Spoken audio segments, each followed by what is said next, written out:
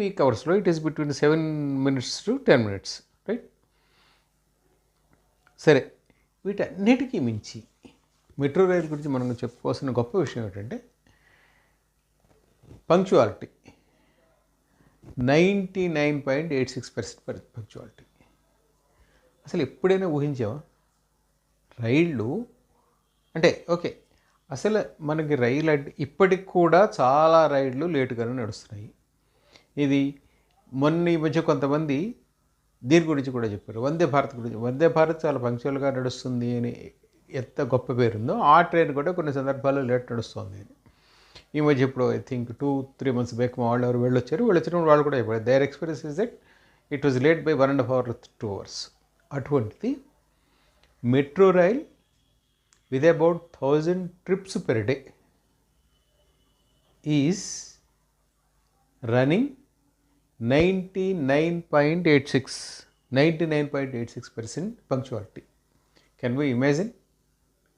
This is what we achieved as India.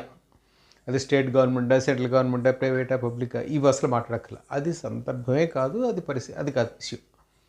Issue ఏమిటంటే as a group, as a nation, with all commitment ఏది సాధించవచ్చు అంటే this is possible. Okay, అంటే ఎవరినైనా అడిగితే ఏం చెప్తారంటే చాలా సహజంగా జనాలు చెప్పే ఒక రీజన్ ఏమిటంటే ఏముంది డిస్టెన్స్ తక్కువ కదా మిగిలిన డిస్టెన్స్లో. ఎస్, ఖచ్చితంగా తక్కువే. తక్కువ డిస్టెన్స్లో అంటే అసలు ఇంత పంక్చువాలిటీ సాధించడమే చాలా గొప్ప. That is one issue. Second, నేను కొద్ది సంవత్సరాల క్రితం ఐఐటి హైదరాబాద్లో ఒక ప్రోగ్రామ్కి వెళ్ళాను.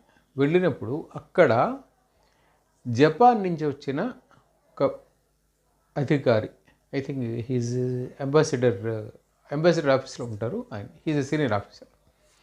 అతను అక్కడ స్టూడెంట్స్ని వచ్చి మాట్లాడాడు. ఆయన ఒక 2 గొప్ప విషయాలు చెప్పాడు అప్పట్లో. I felt very happy about it. One is Maruti Suzuki కార్లలో తయారైన ఇది Baleno, that is the first Indian product which was going abroad. ఇది అప్పట్లో అంటే the much higher demand for Baleno అని చెప్పి అదొకటి చెప్పుకొచ్చాడు. ఆయన రెండో విషయం కూడా చెప్పాడు, జపాన్లో some trains are running late, they want to get reduce of it. ఎంత ఆ ట్రైన్ ఎంత లేట్ వస్తుందంటే ఆయన చెప్పింది నాకు ఈరోజు కూడా గుర్తు,